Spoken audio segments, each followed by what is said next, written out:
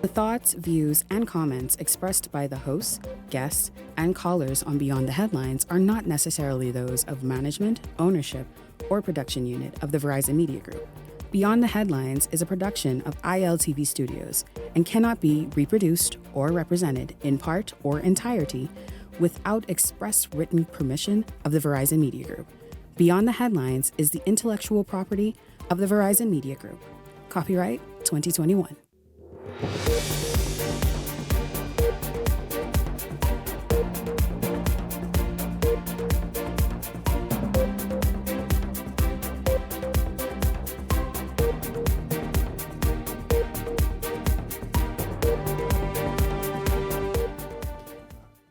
The world is waiting with bated breath as America decides who will be the next president of the United States. The widely held view is that this election could redefine the United States' place on the global stage. Also coming up for you tonight, we talk about the eviction notices. Those residents at Ponciana Inn on Bernard Road have 48 hours, that's right, until Thursday to find other accommodations. We'll talk about exactly how that played out and what's going on, what people think about that exactly. And also, should you beat your child? How do you discipline? That's a lot of talk these days here in the Bahamas. Discouraging corporal punishment. It's when a parent spanks their kid. And how far is that? Exactly what are you telling parents in the Bahamas now that they can and cannot do? It's all straight ahead for you this evening. Good evening. This is Beyond the Headlines. I'm Shanique Miller. It's great to have you along this evening. Now for the Bahamas, the stakes are equally as high. And tonight we dive into what's at risk or at stake for our economy, the tourism industry, and national security, as potential changes in U.S. leadership could bring about a ripple effect that reaches our shores. How will the new policies impact Bahamian businesses, the flow of American visitors, and our role in the wider Caribbean? We break down the implications as one of our closest allies faces a pivotal moment in history. Laurencia Smith has the story, and then we discuss. As the polls across the United States are set to close in the high-stake 2024 presidential election, Minister of Foreign Affairs Fred Mitchell reaffirms government's commitment to working with whichever candidate emerges victorious. This comes as the race intensifies between the Republican nominee, former President Donald Trump, and Democratic nominee Vice President Kamala Harris. These are of each party, and we will have to adjust to whatever those positions are once they obtain. The hope is that there won't be a deconstruction of the United States engagement in the world community. And we hope also that as things transpire, that there'll be a continued commitment to the issue of fighting climate change or fighting against climate change, and also that there'll be support for our security interests. Now, former Foreign Affairs Minister Senator Darren Henfield served in the Minnis administration while Trump was president. Today, he shared with Eyewitness News what diplomatic relations were like during that era. Of course, we know that President Trump had a very close working relationship with his regional partners whilst he was in the White House, and so the outcome we all await with bated breath. But we don't see that there will be tremendous policy changes in the way that the Americans approach the Bahamas or the region in general. While both Mitchell and Henfield say relations between both countries will remain intact regardless of who emerges victorious, Executive Director of the Organization for Responsible Governance, Matt Albury, maintains that policies handed down by the new president could very well impact us here at home. I think that's been happening in the U.S., and we'll see what the result of that today will obviously have some sort of impact on us one way or another. Whether it means that policies drive levels of spending, or there's an approach to that's going to be a little bit more about how the world works together around these issues of, say, climate change or dealing with the migration issues or any of these things that we're facing. The first polls close just before news time tonight at 6 o'clock, and ballots are currently being counted. All polls are expected to be closed by 1 a.m. tomorrow, and unofficial results of the U.S. presidential election will roll out thereafter. Laurencia Smith, Eyewitness News. Of course, here in the Bahamas and on this very show, we have also been paying very close attention to the U.S. elections and the candidates and exactly what policies they're putting forth. We are going to get into the outcome in depth tomorrow evening. But this evening, we pick up on the thoughts expressed by Minister Mitchell, former Foreign Affairs Minister Darren Henfield, and of course by the Organization for Responsible Governance, Matt Aubrey, in that story just a moment ago. And so welcome to Beyond the Headlines, our contributors, Ellington Ferguson and Michael Turnquest. Gentlemen, good evening to both of you. Or listen, did y'all bet anything? Because that's the Bahamians, instead of Bahamians pay attention really to policies, and I'm sure they are, but listen, this is just big all around. You know, Shanique, when you talk about betting, I think right now in the bookies, everything is in favor of Trump. Like I told people, I don't know if the bookies are saying, hey, bring your money, bet on Trump, and the bookies go home happy. But I know one thing. I think they say the house never loses. So, if that's an idea in terms of the way this election is going to turn out tonight, I think, we are all in for a shock. And you might have the U.S. making history in terms of, electing the first female president in the history of the United States. But when you talk about the issues, as you might have stated, Fred Mitchell, said one thing that I think that stands out to me, talking about global warming. You have one candidate who is vying for presidency who does not believe in global warming. I think there has been a lot of studies, and some might disagree in terms of as it relates to what we've seen as it relates to storms and other things, and that we've been going through. I guess some things that we have never seen in our lifetime in terms of hurricanes, flooding, just a lot of one catastrophe after the next. And if people believe that global warming is not, is not real, and that you should be careful in terms of the way that we, whether it be anything that we do in terms of pollution, things of that sort. These pollution and those type of things are real. We've seen what China has been through for years, and they've been trying to correct it. You see what the French, they've been through in terms of, their rivers and things of that sort. All that's pollution, things that they're trying to correct. We have to be careful of taking care of God's earth. And I think that's something that we as human beings, as we have moved on throughout our cycle of lifetime, generation after generation, we lose touch with the earth in terms of, it hurts also. This is something, things that we live on, that's around us constantly, that we should take care of and care for. But we as humans have moved away, and we've focused so much on manufacturing and things of that sort, where all of the clean energy and things of that sort, a lot of countries are just thrown out the window.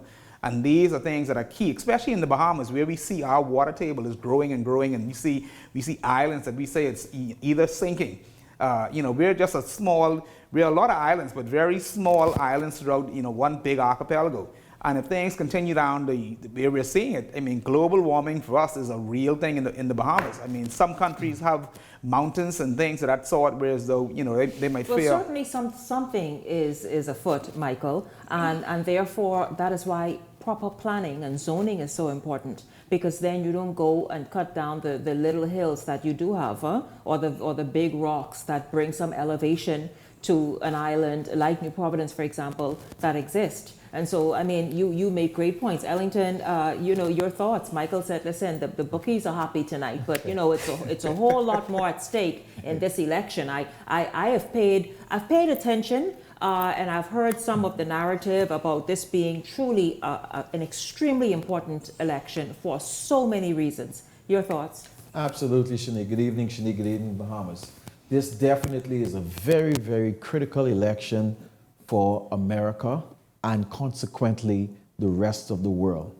I think who comes out victorious at the other end of this election is going to speak. It's going to speak to the policy and the direction that America, who is considered to be the leading nation of the world, and so what direction America takes is going to have a major impact on all of us, not only the Bahamas, but all of us in this immediate region and the other places in the world. We know there's a lot of evil and wars taking place around the world right now. We have Ukraine and Russia that has been going on for far too long. Then you have now Israel and up there in the Gaza Strip, and almost on a monthly basis, another group or another country is being drawn into that conflict. And so it's escalating as we speak. And so it's certainly it appears as though the U.S. has been lacking leadership or real strong leadership for some time. I think people are of the opinion, and the thought is if it'll be good if you can see that on display again. You're absolutely correct, Shanique. And so people are looking to hopefully whichever one comes out, that particular leader can be able to speak to these issues and quell some of these issues. We know the U.S. with Iran, that the U.S. had seized a lot of Iran assets around the world, okay?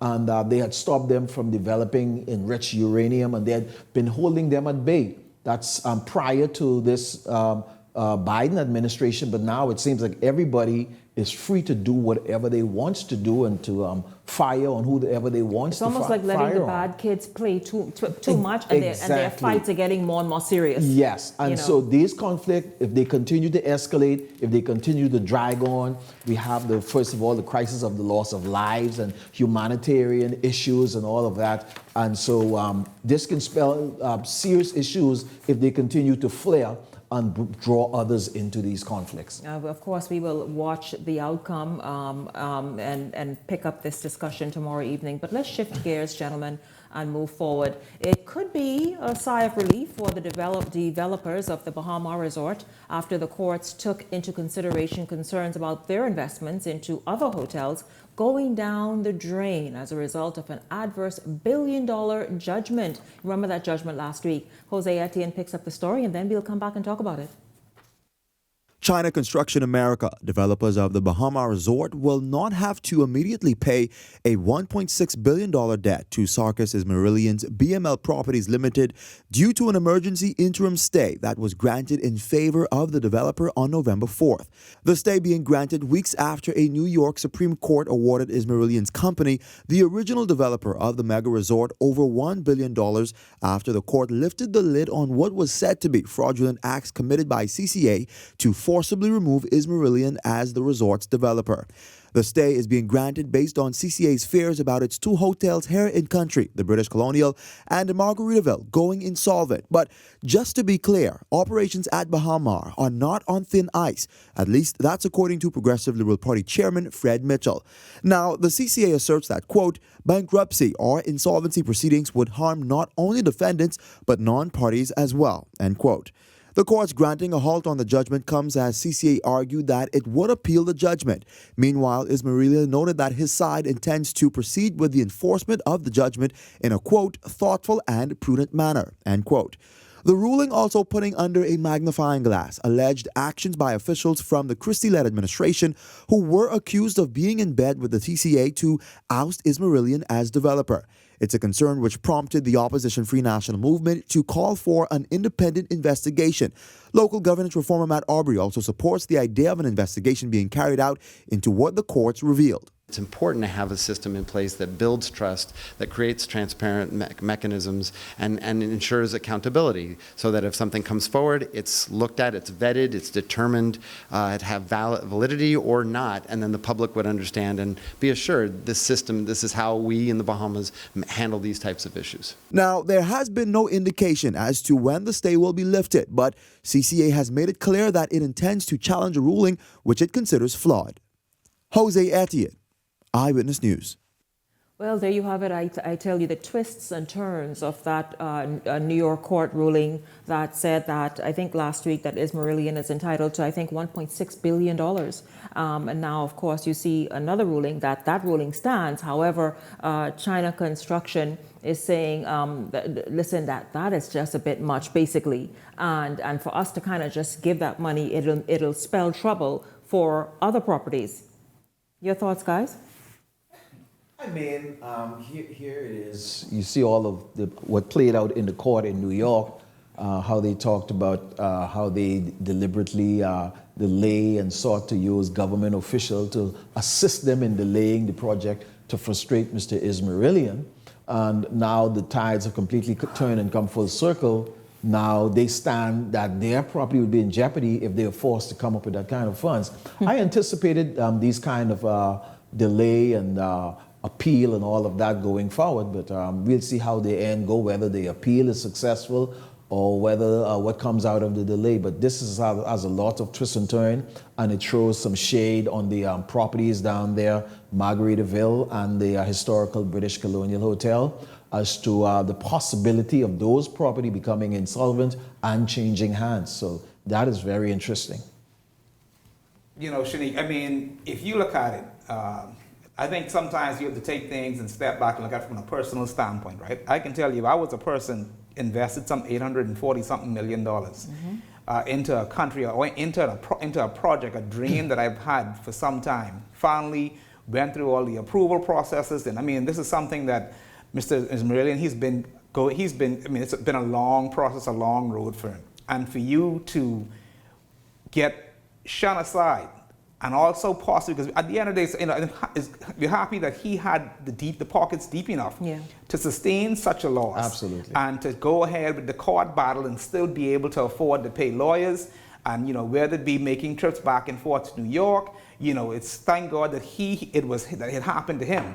But imagine the average person who would have taken their life savings because it's a dream that they've had, finally got either investors to go in and assist, you know, who do not have that deep pockets. Imagine how they feel when it is now. If, you know, I've been pushed aside, I've lost my funds, I'm now fighting to get whatever I can possibly get back. And now you're telling me that, hey, because you're scared, because Ben, you had the people that I was at Barmard before doing the development stages, all of them lost their jobs. Nobody worried about them. Hey, we're going to have to go into this bankruptcy. People were laid off. A lot of persons I know, friends that I know, would have lost their jobs. Some of them would have had to lost their homes because there was no way for them to pay their mortgages.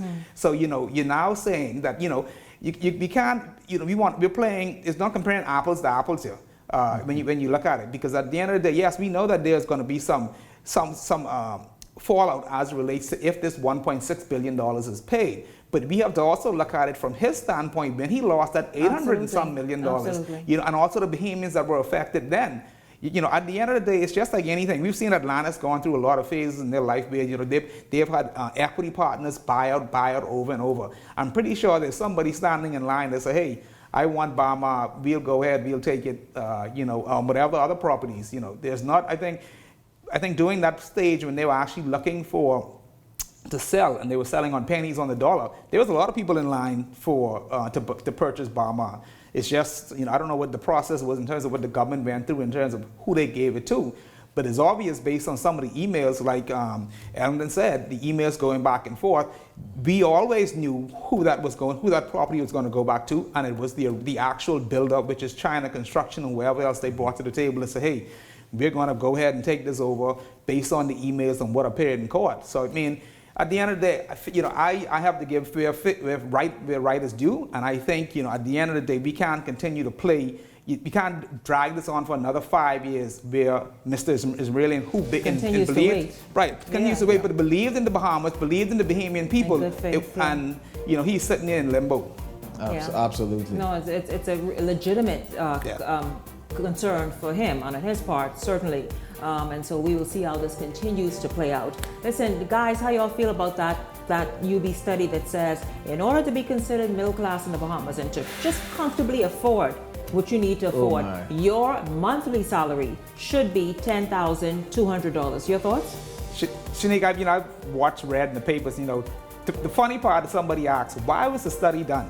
You know, and, you know, people, if you want to live a certain lifestyle, you know, and if that's what it is, then, you know, it asks the question with everything that's going on in the paper today in terms of livable wage and things of that sort. So, and Shanique, it's very general. The report has been very general, but I think the report doesn't even really go down into the inner cities and see the nitty-gritty and see how people is really living, how people is really hurting. I don't think it went deep enough to expose I did my own numbers today, and I opened up my Excel sheet. We'll hear about your numbers, and we'll hear more of your thoughts when we come back. This is Beyond the Headlines. We're going to get into that study by the University of the Bahamas. What are your thoughts about it, by the way? I mean, are you even making close to that? That breaks down to $2,500 a week plus. What are your thoughts? We're going to take a break and come back with that discussion and more after this.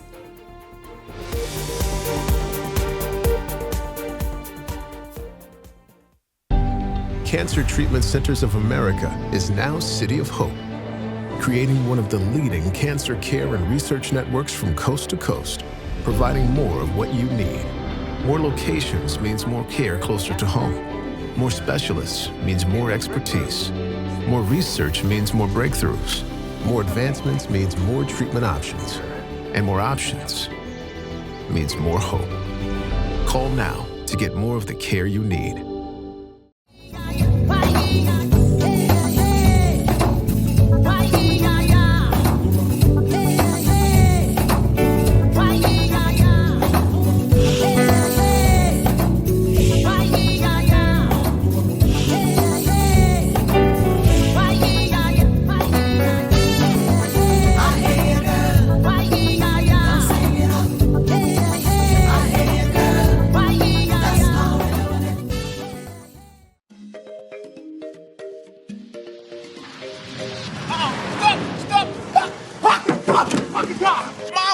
Break up my car dirty and the car place right across from this dude, zero down. At Montague Motors, we offer a wide variety of vehicles for an affordable price.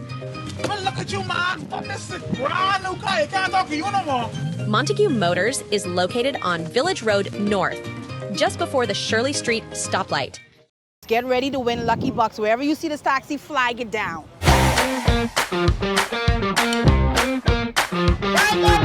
The boy hard, beating so hard, I will be hard. I'm looking for my first contestant to ride in the Lucky Taxi. You walk in the taxi, you got to do the Lucky Walk, man. Thanks. Man, thank you, sir. 85 times 2 is how much, brother? You leave with $170, brother? I never expected to win as much as I win. Very excited when the gentleman picked me to ride inside the taxi. So if I had to choose a game that would stay, it would be Island of Taxi.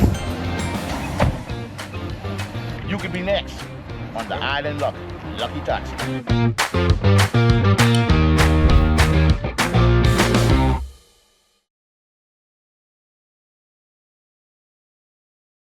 Edenwell has expanded their testing menu. We now offer blood work, drug screening, and so much more. Our hours of operation are Monday to Friday, 7 a.m. to 5 p.m., and Saturday, 8 a.m. to 1 p.m., located on 11 Madera Street. We are here for all of your laboratory needs, with fast and reliable lab work done by our friendly and knowledgeable staff. Let us help you take the needed steps to stay in the know about your health. Let's keep working towards a healthier you. Stay Eden well.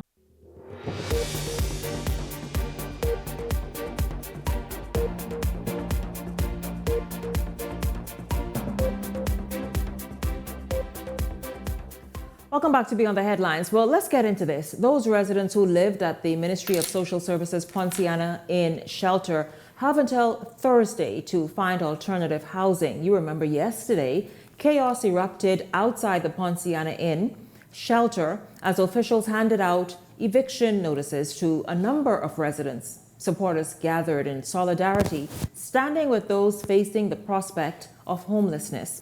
Okay, so guys, we know how this played out yesterday. I had social services here, and Justin, let me know when you have it ready. Social services were here before. They talked about that home because remember that was in the news recently again, or was trending recently. And so what they're doing is saying, listen, it is not a stay home. Like, it's not something that's a permanent fix. It's a shelter. It's a temporary housing. And they said they sort of put people there, then shuttle them someplace else. Now I wanted to hear the story. I have somewhere else where the Department of Social Services has responsibility. But that protest yesterday was to say, listen, this is not fair. Now, I got a call last evening, coincidentally, saying, Shanique, but are the Bahamian people expected to fund people? We understand there are people who fall on hard times. We understand that there are people who need the help of the state. But then how far is this to go? What your thoughts, guys, about exactly what it is? I understand there was a mother of 6, and so I imagine her and her 6 kids were given this eviction notices. People who are visually impaired or some sort of handicap, and just others were also given eviction notices to be out by Thursday. Shanique, but I compare this to, something like that to the prison, right? In terms of when you take in prisoners. And, you have to have some type of plan in terms of when you take somebody in, and social services take in a mother or a family or whatever the number might be. There has to be some type of transition, whereas though in the first 2 months, we either get you into some technical school or some training in terms of get you ready based on skill sets, things of that sort. In terms of, we want to get you in. I'll tell you this, Michael, in their defense, they were here, they listen, from the permanent secretary to every level, senior level responsible, including the director of that center. They were here and they spell out exactly what you said, that they have all these things as a part of sort of getting you ready to be independent on your own. They have, just as you said, like job fairs, sending people out to job interviews and equipping them with some basic skills and all this kind of thing to be able to equip people to go out there and gain employment and then, of course, become independent again. But I guess, are they tracking the progress? At the end of the day, we can say, that's like you telling somebody, oh, just come to this school and we'll send you to this training and then we just send you out and just hopefully something happens. I mean, are we following up? Are we going into these, into the, whether it be the Ponciana housing and saying, hey, we know that you had an interview today. How did it go? What was the outcome of it? What was the feedback? And just going through the process to ensure that at the end of the day, we are making sure that person is actually ready to actually go out and do an interview. It's the same way, as us putting young men or women in prison, and then they're going to be out in 2 years, but not ensuring that they go through a process and ready to be out on the streets. Rehabilitation and saying, hey, this guy was a rapist. You want to have that, let the psychologist come in and speak with him and see if he's actually ready to be out on these streets. Not saying, hey, your year's up, time for you to now get out here, and they put you out on the, a lot of prisons get put out into the community and nobody knows in terms of, okay, they're just out here and the public isn't aware, has this person been rehabilitated? I'm not saying that these people are prisoners, but at the end of the day, you can't expect that you handed out somebody something, and this is where we tend to get into people tend to get lazy and they go to say, okay, well, I got some place to stay now, nothing really for me to do, I'm not paying no light bill, nothing, and my family's living, we're eating, they become comfortable. And that is why it's a thin line. It's a thin line because, again, you offer them this service and they are given whatever it is that they need, and that can easily become a crutch, Ellington. Absolutely, Shanique. I think we need to kind of look at how we do this whole thing of social safety nets and all of these things that we do, and look at how we help people. What does people need? Sometimes a person may do better if you just leave them where they are. While we don't want to be giving handouts, we need to be giving a hand up. What I mean by that, if we see somebody that we think that deserve the assistance from the social service network or whatever the government has in place, I think there should be a pathway, okay? That if we're going to help this person, what are their needs, okay? What are their needs? Do they need a job? Is it medical? Sometimes, for example, they said that one of the persons were blind. I mean, that's a long-term situation. Well, let's listen. That story is ready now. Let's hear more of some of it. I'll hear that story and then come back with more. I have 6 small children, and they don't care. They're saying I gotta leave on the 7th. That's Thursday, where I can go. That's 47-year-old mother of 6, Anishka Adderley, speaking to reporters today, filled with emotion as she fears that by the end of the week, she and her 6 kids will be homeless. It's time that we take a stand for our people. We're not leaving until these individuals are guaranteed. A protest was held at the Ponciana Inn shelter operated by the Ministry of Social Services after news broke that a number of residents were given eviction notices, as officials say their time is up. One of those residents is 64-year-old Sharon Turnquest and her son. Turnquest, who has been at the shelter for some 8 months, says she's also battling an illness. She claims that she and her son have been actively saving for a place of their own. Asking how if we could be here till the end of November or maybe probably the end of December. By then my son would have the funds, for us to get from here. I tell you, like nobody want to live here. People just want to just give us some time to save this money because things out there is not cheap like that. The resident says things are just beginning to pick up for her and her family. Before I came in here, I was living in a car.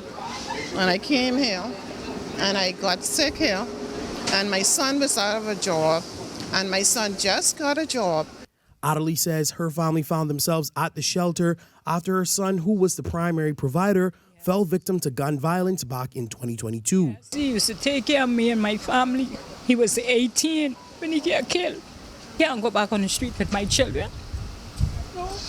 Assistant Director responsible for temporary shelter, Shirley Kelly, spoke with reporters outlining the protocols concerning why these individuals who have overstayed their tenure at the shelter must leave. Our temporary shelter program is developed so that persons who are in need of shelter can be housed for a period of time. Persons who are approved for our temporary shelter program are allowed to stay in up to a maximum of 3 months. Meantime, Natasha Maki-Poitier, who is blind, says the housing market has made it nearly impossible for she and her husband to relocate elsewhere. Sometimes we do find something, they asking $2,700 to move in, $2,100 to move in. We don't have that kind of money. If we had that kind of money, we wouldn't have been in the shelter in the first place. Kelly says shelter management understands that situations for some individuals may have not seen any improvement since taking up shelter there. However, she asserts that leniency was given. We allow them to be extended beyond that period of time. And some persons have been extended far beyond 3 months at this point. Each of the residents here signed a contract with our government to say that they are quite aware as to what our policies and procedures are. Here at the Ponciana Inn shelter, residents say that the day given to them on their eviction notice have passed, and for some, today is that day. A woman telling Eyewitness News that when she left the property, her belongings were taken out of her room and brought downstairs, and she simply have nowhere to go. Officials here say that an exit plan was given to each of the residents before they signed on to live here at the shelter, but today they're saying they don't believe that they were given enough time. Linton Ritchie Jr., Eyewitness News.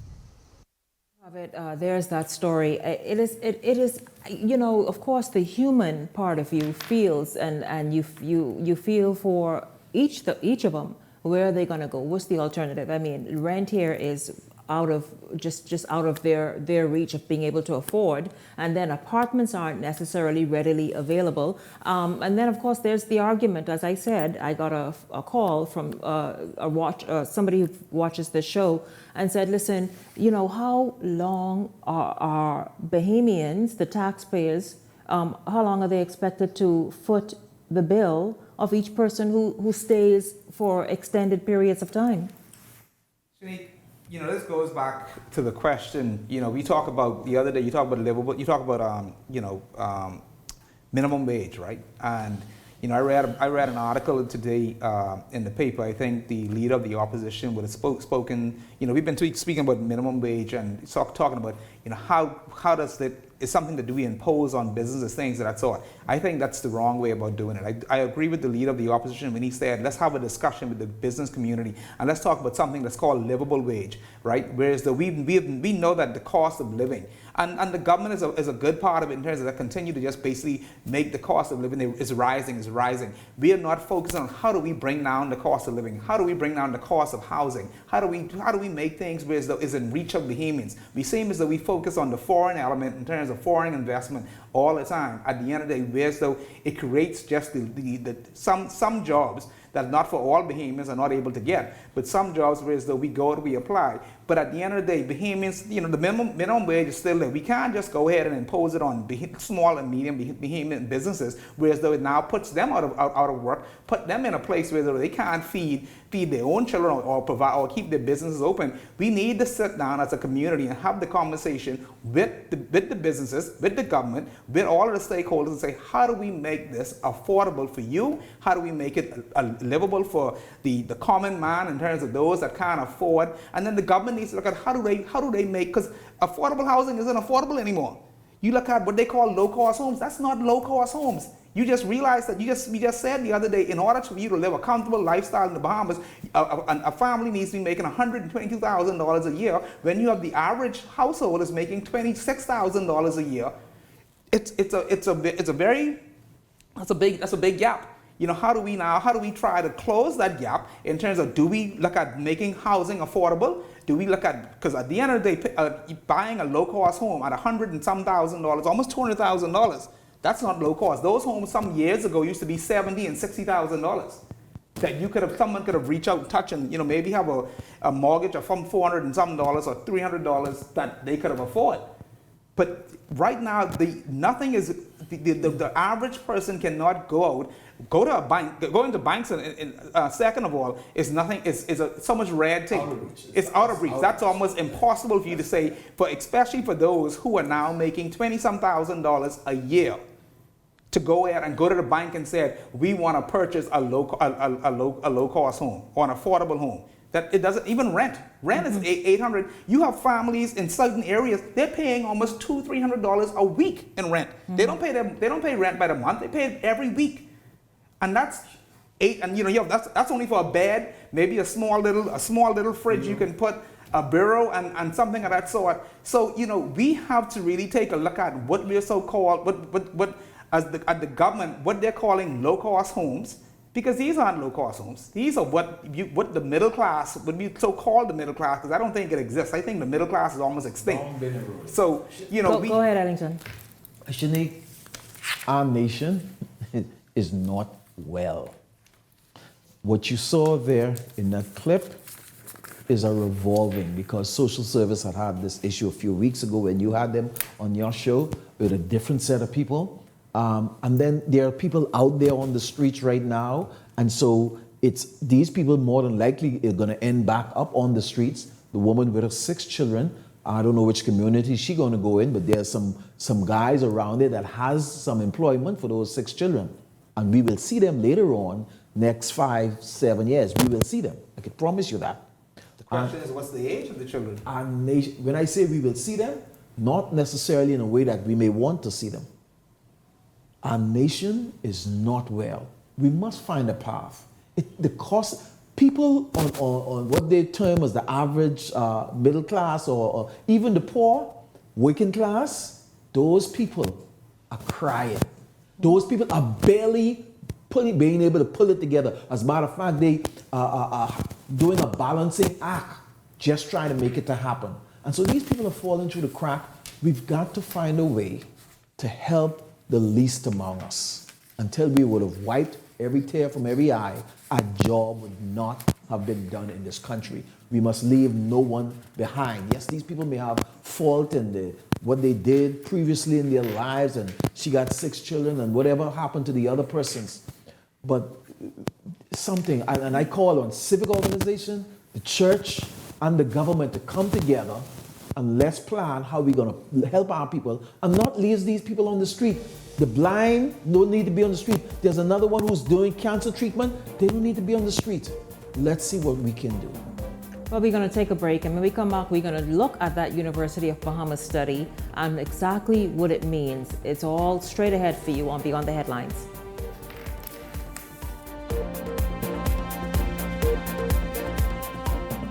Marlin Marine and Generac have the standby generator that fits your needs. Conserve power by using 1 or 2 circuits during an outage with a 7.5 kilowatt. Manage your power usage by controlling the circuits you use during a power outage with a 10 to 18 kilowatt standby. But why just power part of your house? Never lose power again and get whole home protection with the 22 kilowatt and up Generac Home Standby Generator. When the power goes out, everything comes on and stays on. Give us a call at 393-7873. Marlin Marine and Generac, giving you power on land and sea. Power your devices wherever you go with Marlin Marine and Generac. On the construction site, on the boat, or anywhere outside, take power with you with Generac portable generators. Our rugged GP series of portables come with manual and electric starts and can run up to 10 hours on 1 tank of gas at 50% load. So bring the blender with you on the next fishing trip. Give us a call at 393-7873 and never lose power again with Generac. Marlin Marine, giving you power on land and sea. What you doing? What you doing? Where you at? Where you at? We got a code. That you can crack. With Island Love. You can win. $1 million. 7 digits. 0 to 9. You could redeem your promo points online. You should be guessing and not stressing. Could be $1 million in your possession. No need to question what's happening. We just made up some games to try to get you some money that'll make it alright. So if you wanna change your life, crack the code and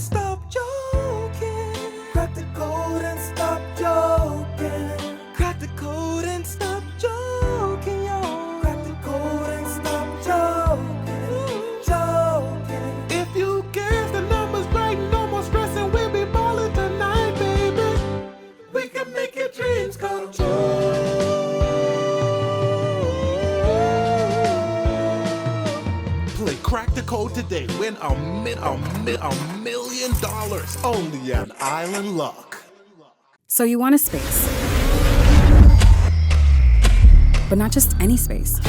You need something with a little more potential. So how about 1,000 square feet of room to play with? Superb audio and video production capability, digital LED wall, full lighting grid, and about 124 seats to accommodate a full studio audience with so many other features. Make us your home for your next concert, conference, and so much more. Honestly, the possibilities are endless. Here at ILTV Studios, we'd love to bring your next event to life. So what do you say? Do you want our space?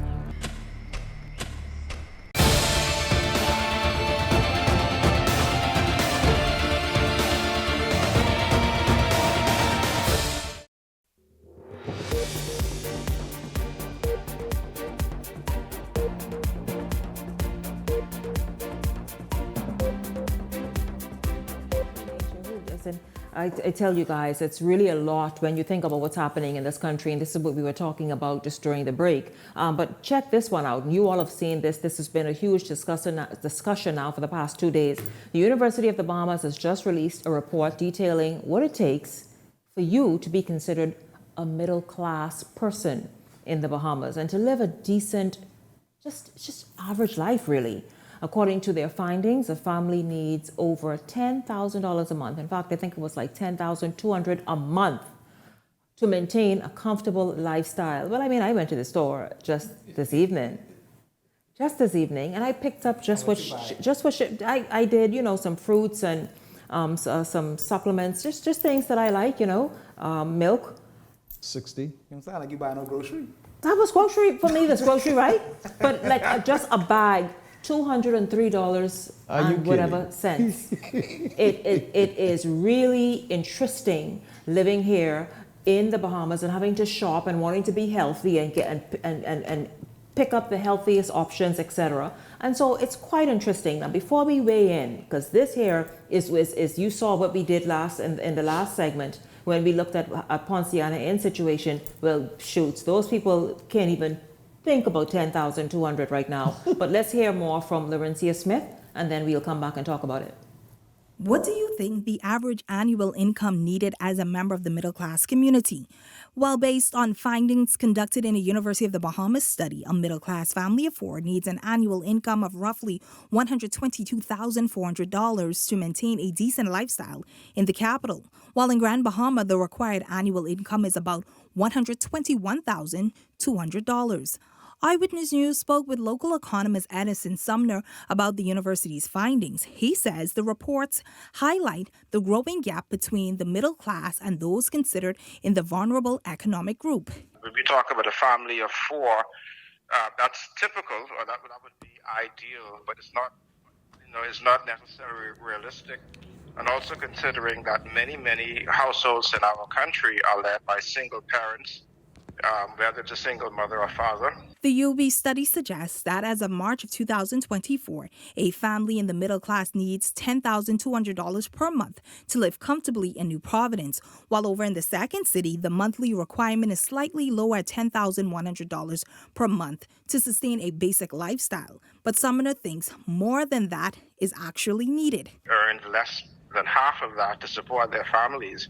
So what we need to be doing is, apart from looking at what would be considered income per capita for these middle income families, we've got to spend more time dealing with the cost of living, finding ways that we can reduce the cost of living in the country, because it doesn't matter how much money you earn. At some point it becomes relative. The statistics were released by the University of the Bahamas at a time when Bahamians are battling with the ongoing challenges with inflation. Deputy leader of the Free National Movement, Shannon Dawn Cartwright, said that the study has summed up the burdensome economic challenges that Bahamian families face. He says it's a reminder of the negative impact of bad governance. It is a clear indictment on a government that has failed to mitigate the effects of inflation while increasing the tax burden on Bahamian families. In just 3 short years, the Davis administration's economic policies have risen the monthly cost for a 4-member Bahamian family. The report highlights these figures excluding important expenses like life insurance, private health insurance, national insurance, taxes, union dues, and the cost of new vehicles. Laurencia Smith, Eyewitness News. And so there you have it. The question tonight is this: has the middle class disappeared? Is this a country made up mainly of the working poor? When we talk about people earning $10,200 a month, which is about $2,500 or $2,500 a week, $2,550 a week, we are talking about, I don't know, what is that, maybe 1-2% of the working population? This country is in trouble. Real trouble. In trouble because the earnings don't match where the country and the expenses, whether it's trying to access home ownership or renting, in this instance where the study focused on primarily, like this country has caused things to be so priced out of the reach of the majority. What then happens, Michael and Ellington? Shanique, let's be, and I've been, in the, I would say the working class, which I still work very hard, but at the end of the day, I know people who are in that category, who have been making that kind of salary for years, and they find themselves in this economy still struggling.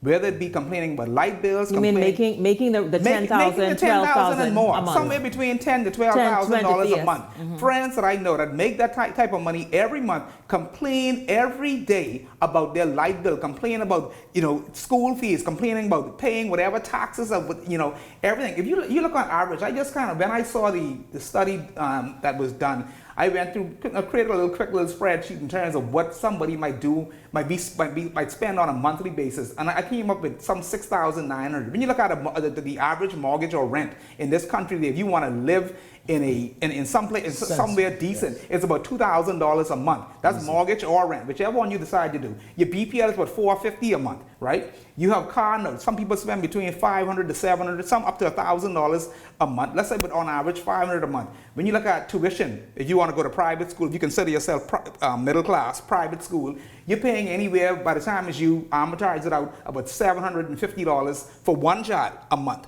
That's maybe St. John's, Kingsway, somewhere that sort. Grocery, you said, but you went to the food store the other day. That's about $1,200 a month. That's not even including your children, lunch, certain things that you have to throughout the day.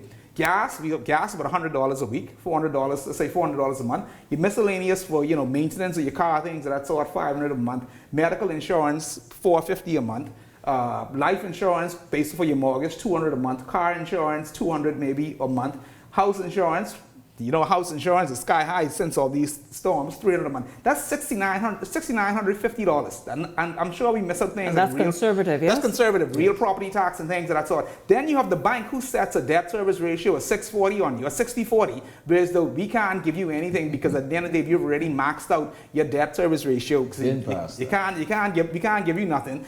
So you got to look at, you can barely make vacation. So are you saying the majority of Bahamians are locked into this system of poverty? Oh, yes. You're absolutely. Yes, that's and then, go ahead. See, Shanique, let me tell you, I find a lot of people, and I've seen this among a number of people, who are trying to get a low-cost home. To qualify, they would go here to borrow the money from here, to put it in here, so that they can see that they have this deposit here. So they got this loan here, and now they're going to have another loan here because they're going to pay off that small loan that they try to get a down payment. This is the life that people have to live just to try and squeeze things in, robbing Peter, so to speak, to pay Paul. This is the everyday life of everyday Bahamian. It is not easy in the Commonwealth of the Bahamas. Thus, you wonder why the proliferation and the growth of the small European and Asian cars, because they have become so easy to come by. A Cube, a Honda Fit, or something like that is easy to purchase one of them for. And this is the working class able to hustle to get one of them and make the little payments. But even our banks are not taking that risk sometimes to invest in our people. They rather give you a loan for a vehicle and vacation all the time, something that right when you drive off the lot, it depreciates almost by 10-20%. But then you have a young man or young woman comes to the bank with a great idea, something that can be the next, Elon Musk or whatever, maybe of the Bahamas or of the world. We don't encourage that as a nation. We don't encourage that. The banks do not give nobody an opportunity to say invest in themselves or a business, but they'll give them a car loan, just like that. But when they go to get a mortgage, something that in terms of for them to put them in and live in, they run them through hooplas. But when you go to a car loan, 0 down, 0% finance. 3.99%, 0% down, 100% financing. You walk out the day with a car. We need to stop exploiting our people and try to start investing in our people, in their ideas, empowering people in terms of how to start businesses. Because right now our banking system is SHIT. It isn't worth a hoop or whatever, because all they want to do is take, and not basically invest in our country. I think what they found out is that they can make the funds that they used to make from us of loans interest, they can make that from charging us all kind of various fees on everything. Fee to put it in, fee to keep it there, fee to take it out. I mean, it's just fees. You put $100 in the bank and you leave it for a little while, you find that you have nothing. And then it doesn't grow. It goes back to, and then we go back to minimum wage and minimum wage, right? And, that's been kicking around for the past, week or so. To me, I'm still completely against imposing minimum wage. Like I said, it has to be a conversation among stakeholders in terms of how do we address this. I think the Honorable Michael Pinto had said about livable wage in terms of what you instill on business, giving them not the opportunity, but giving them the option to say, hey, we know livable wage is something is different. But at the end of the day, give me as a business person to say, the option to say, I want to see my staff do well. I don't want to see my staff electricity off, because at the end of the day, it hampers productivity in my workplace. Absolutely. I want to see them do better. But please, don't come and say, hey, minimum wage is going to be $6.25. So you're saying meet with business owners so it's more reward system. Yes. Those who are deserving. Yes. We want to we want to live too. Business want to employ. We want to encourage the middle class to keep opening businesses. We want them to employing people. That's how most countries in this world succeed. And you build up the people of the country, the middle class is what build countries. And if we want to move away from that, and we're creating this rich and poor system now, where there's nobody in between, this is going to send this little country into turmoil, whereas though there's going to be that's where the Bahamas is heading. Yes, the gap has been widening, and what used to be the middle class have been eroded over the years. Well, the Prime Minister spoke, if you gentlemen will remember, sort of at the top of this year, or the end of last year, the beginning of this year, he spoke about that to a group of Life Key residents. I remember that. Yeah, not sure if all the residents in that area were in that meeting, but he talked about the growing wealth gap. And since then, I've not heard anything or seen anything to sort of head on address it. But he certainly. Mr. Sumner just said, we need to focus on bringing down the cost of living. Absolutely. Why isn't the government focusing on, hey, how do we reduce the cost on the backs of the Bahamian people? We know the taxes continue to rise. BPL bills will continue to rise. We have the food costs inside the food stores. You said you spent a couple items, you walk over $200 and some. So my $1,200 a month, if you have a family of 3 or 4, $1,200 a month in the grocery store, that won't get you much. And the survey that's what $300 a week was based on a family of 4. Yeah. So I question the numbers a little bit, because at the end of the day, if you're looking at a family of 4 bringing in an income of of maybe $10,200, that's even hard to get by in the day's age. I mean, we have to fight the cost of living in the Bahamas, because this economy is only set up for the rich.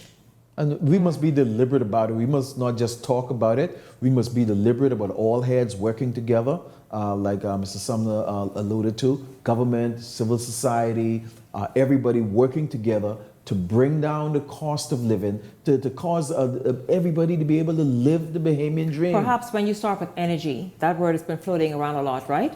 Certainly in the U.S. campaign season, we've heard one candidate in particular stress on that, because once you bring that down, absolutely, then it trickles into a lot of different areas. Yes, somebody said the other day, Rupert Roberts, I think that one of his stores' electricity bill is about $60,000 a month. I think it may have been Leslie. Yeah, $60,000 a month.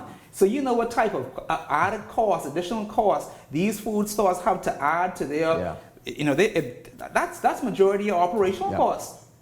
I mean, it's many crazy. people have argued that their light bill is almost on par with their mortgage. Absolutely. Absolutely. That is you were quite generous when you said $400 for light bill. Any small business today, anywhere, be restaurant, things of that sort, will run a light bill anywhere between $6,000 to $10,000 a month. That's a small business, small or medium business that's doing. Wow. It's almost impossible to do business. You have to basically hold on tight, you know, because some days, some weeks, or some months, it's tough. But you got to hold on tight and try to keep pushing through and hope for better days ahead. Because I continue to wait. I know the government has put something in place now with what they're doing with this new energy plan, and they said that the cost of energy is supposed to go down.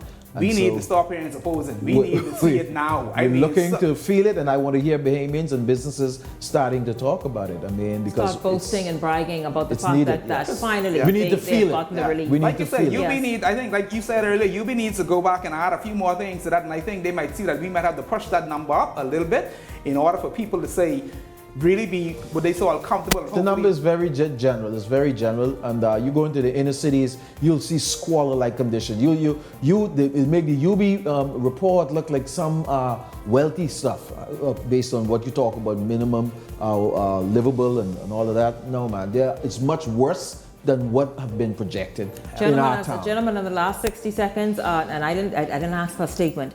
Just name who will win the U.S. election. Come on, you call me. You've been calling me Kamala all night. So Kamala Harris. I say Kamala Harris is going to win. I put my money where my mouth is. Trump might be able to pull it off again. What do you mean, might? Oh, you changed. What's going on? Why no, I changed. Changing the mic. Yeah, you have changed. I don't might be able to pull it off. You have changed. I'm watching the numbers. He'll be paying me some money tonight. I just want to let the Bahamian people know that. Listen, I'm going to put that little wager we made toward my light bill tomorrow. Boy, that'll go far. Gentlemen, thank you both very, very much. Thank all of you for tuning in this evening. We certainly look forward to seeing you right back here tomorrow evening. For the entire team, I'm Shanique Miller. Make it a great evening. Shut your flipping mouth. Go Kamala.